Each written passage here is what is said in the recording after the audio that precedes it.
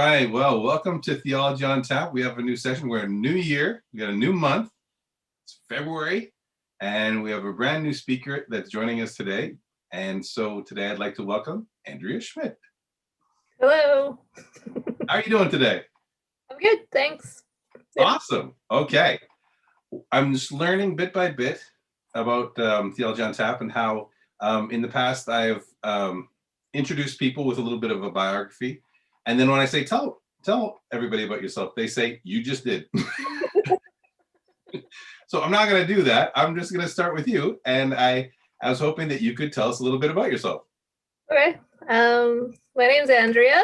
I'm married to Dean Schmidt. Some of you might know. He works at the college in student services.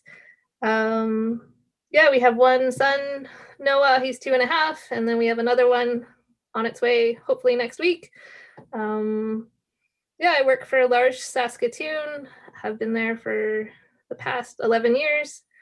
Originally from Alberta. I don't know. Okay. So originally from Alberta. So how did you end up here in Saskatoon? So Dean and Lars. So me and Dean met in 2006, I think. I was a coordinator for youth ministry at my parish in Grand Prairie, and I was taking some youth ministry training, and Dean was there. We met. There was a little bit of a spark. Didn't pan out to anything. And then 2 years later, we met again at another conference, and then started dating then. And then I had previously been in Lars in a community in Scotland, and really wanted to get back into Lars. And the community here in Saskatoon was just opening, and Dean and I were starting to get a bit serious and talking about me moving to Saskatoon. And it just worked out that, the community had just opened, Dean was here. It felt like everything just came together. In 2009, I moved here.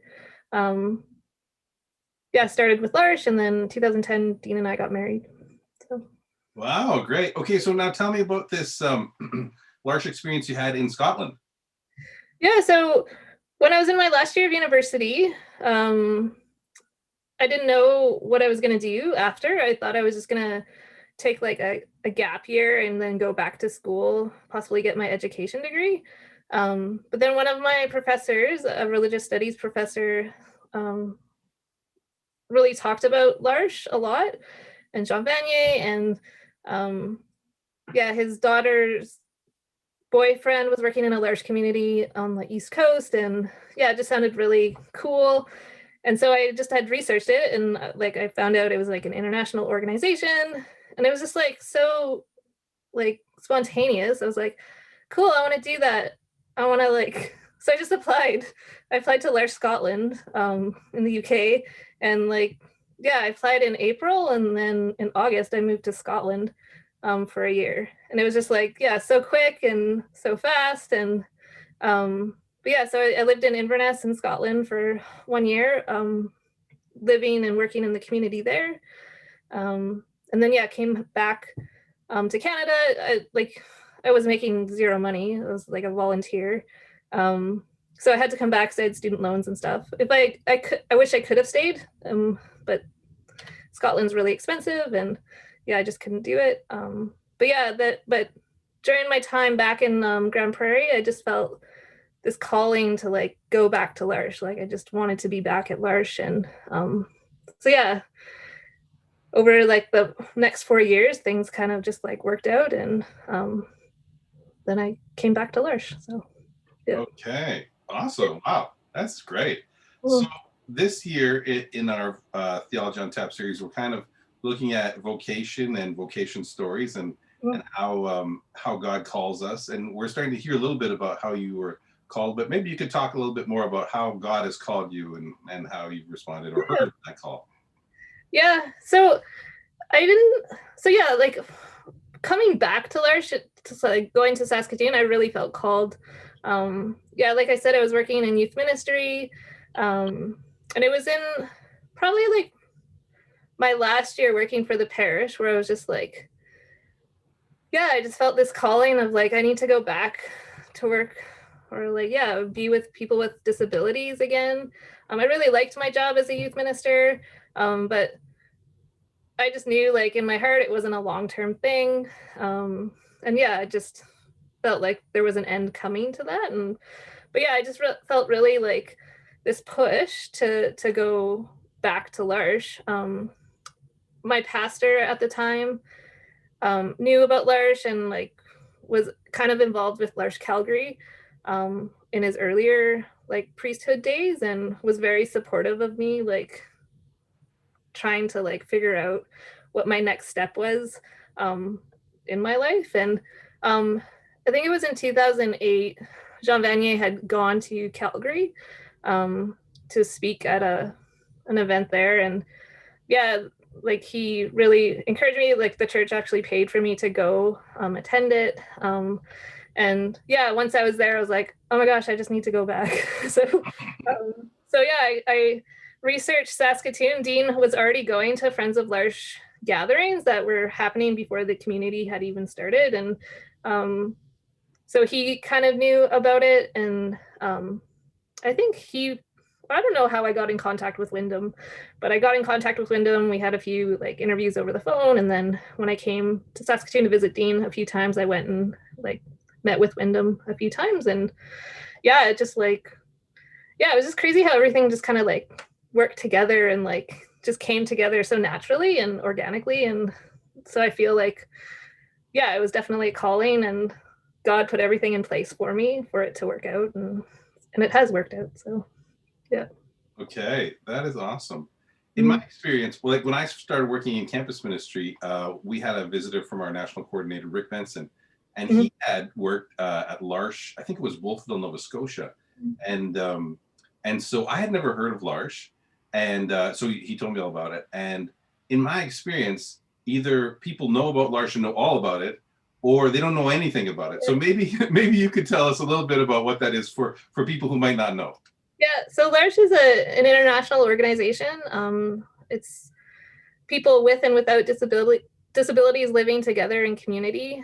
So there's, I don't even know how, like over 140 communities around the world. It started in France by Jean Vanier, well, and other people. Most people might have heard that L'Arche has been we've been struggling this past year just with allegations, or not allegations. There was an inquiry with Jean Vanier. He abused a bunch of women, which is really sad and has been a real like hardship for our organization. But anyways, yeah, we're still trying to figure out what our founding story is with that. But yeah, so it was started in France, and then it just became this like, it was started in the where like communal living was kind of the thing and people wanted to like do that. So lots of people went to France, and then it kind of just like year after year, like new communities were like popping up. So the second community was in Daybreak in Canada, in Toronto. And then like, Was that only the second one? I think it was the second one, yeah. And then the third one was in India, which made L'Arche like a multi-faith organization as well, because yeah, Jean Vanier was Catholic, so there is this like Catholic Christianity foundation to it, but now that we're all over the world, it's very much like multi-faith organization. So yeah, welcoming anyone and everyone. And yeah, I always say like L'Arche is like a real sign of hope for like our world right now, because you have so many people from different countries and different religions and different backgrounds all living together in one house and are able to live together. And I just see that as like a sign of hope for the larger like world out there, that it is possible to live with different people. So. Yeah, right. So now remind me, we were having sort of led by the Spirit Friends of L'Arche gatherings at the college and in the city here, and then did you come before Christopher House opened? No, so I came the year after. So Chris Okay. Pratt was opened in 2008. I came in 2009. Okay. So I've been pretty much have been here since the beginning, minus a year. But yeah, And now there's a second. There's two large houses, right? yeah. So we have two homes. We recently bought a third property this summer. So yeah, so it was actually the old Oblates house, Potter House. Oh yeah, right. Yeah, Mark Blom used to live there, right? So we own that property now, and hopefully in the next couple of years that will open. And then we have a day program as well. Well, right now we kind of like 3 day programs because of COVID. All our core members. So core members are adults with disabilities that live in our homes or outside of the homes as well who come to our day programs. So we kind of have like 3 kind of separate day programs running right now. And yeah, 2 homes. So. So if there were young adults or university students that were interested in sort of checking L'Arche out or kind of volunteering, what would they do? Um, Usually we put volunteers in our day programs. It's the easiest fit for students. So I don't know, hanging out with people during the day, doing crafts, going out for outings or out for coffee. Right now that's kind of restricted due to COVID. And we're unfortunately not taking volunteers. But when things do open up, we've had like STM has been one of our like best partners with students, and actually like we've hired a lot of our student volunteers and then they've become respite or some have become assistants living in the home. So yeah, it's everyone who comes to volunteer really loves it and finds it. Yeah, I think there's some hesitancy like at first, like what am I going to do, or like I don't know how to relate to a person with a disability, but whatever, it's the same, it's as anyone else. You're just trying to build relationships with people, and that's really the focus of L'Arche is building mutual relationships with one another, and that's what's kind of like stands us out from other organizations that support people with disabilities, where yeah, we're trying to be friends and build friendships with people that we support, and where that isn't really the focus of other agencies. So Right. Well, it's a really beautiful ministry that you do, and I'm just kind of wondering, um, uh, who is ministering to you? Who sustains you, or supports you, or encourages you? yeah, the like in L'Arche, it's definitely the core members. I've yeah, Cody is one of the guys that live in the home. Me and him are pretty tight. We've spent a lot of time together. Actually, like 3 years ago, we got to travel to Europe together to go to an international L'Arche meeting. So we got to go to France and England and Ireland, and so that really like solidified our relationship. Laura is another one. She's a really great friend. And like, yeah, Laura and Cody are both like godparents to Noah. So yeah, they're really, really great friends. Wyndham is someone who really is a good support to me for L'Arche. And then there's Dean. Really grateful that I have a partner who is in the community with me, because it could be quite different. It could be this is your job and this is your job, and we're not going to interact that way. But he's really a part of the community, attends like all our meetings, and sits on several committees. So yeah, really grateful for his support, because it's not really in my job. So yeah. Mhm. You just blipped out for a second there. What did you say? It's not a 9 to 5 job, so it's Oh, yes. Okay. like all like yeah, kind of working all the time. So yeah. Right. Mhm. Right. So as you move into a maternity leave, what does that look like? I'm still answering some questions right now. Still kind of working. Yeah, we still like, even when I'm on maternity leave, I still am connected to the community. So we attend right now everything's over Zoom. So our Wednesday night community events, we still attend the prayer nights and Taizé nights. And when I had Noah, we went to lots of would go out for coffee with the day programs or just pop into the houses. And yeah, so just because I'm on maternity leave doesn't mean I'm away from the community or whatever. We're still like very actively involved. So Okay, so you said something there. If there were young adults or university students that were interested in Wednesday prayer night, how do they connect? the best way would just be if you go on our website, like I think it's larssaskatoon.ca or .org. There should be a link of like add me to the email list. If you add me to the email list, you'll get all our updates. So yeah. Okay, perfect. Yeah. But yeah, or go like we're on Facebook and Instagram as well. So you could message on one of those platforms as well and say like I'm interested in joining on the Wednesday community nights. Could I get more information? And someone will contact them. So. Okay, great. Yeah. That's awesome. Okay, so we want to make sure that when we're talking about God's call and vocation, we also talk about good stuff. What's good? What are the good things in life? Or what are good things that are happening to you? So are there good things you'd like to share with the people? Yeah, well, we have a baby on the way, so that's a really good thing. Really good, yeah. I think you might be the first pregnant guest on Theology on Tap. Congratulations. Cheers. You don't have to have a drink, but I'll have one for you. I told you about my special drink before. Yeah. But okay, well, that's great. So then we have a couple of questions at the end of our interview. I'm not sure if you're interested in sharing, but one of them is, what is your favorite curse word? Yeah, I actually liked this question.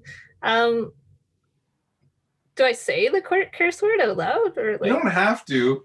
And I don't know, maybe I'd have to bleep it out if you do. It's probably the F word. Okay. I say it like all the time in my head. Not so much out loud, but yeah, and I really like it in songs for some reason. Like if someone's singing and it's like just out there, I don't know, I really like it in a song. So who are you listening to these days? Variety. I don't like no one special. Like I'm really into like indie folk artists, so like Dan Mangan or Michael Bernard Fitzgerald. We went to his concert. It was like our only COVID concert. We went in September, which was really, it was like a breath, or what is that? A breath of fresh air. It is. That's right. Especially because it was outdoors. Yeah, it was outdoors. It was in a tent, and like, yeah, I really miss live music. We go to a lot of concerts throughout the year, and it sucks that we can't do that. So yeah, it was like Christmas Day in September for us that day. So yeah. I miss it too. I love live music, and it's important to support local artists. The ones that use the F words in their songs and the ones that don't. Okay, and our last question for today is, what would you want God to say to you when you get to heaven?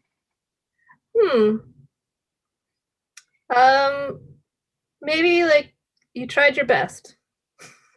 Okay, great. Yeah. Great. Mm-hmm. And if you have other answers later on, you can send them to us. Oh, I thought of something else I want God to say to me. Well, I'm so thankful that you could spend some time with us and talk about the good things in your life and your pregnancy. And Lars, it's just really been great to spend some time with you. So thank you so much for being with us. Yeah. And all the best with the upcoming year. Yeah, thank you. Thanks. Okay. All right, we'll see you. Yeah, bye.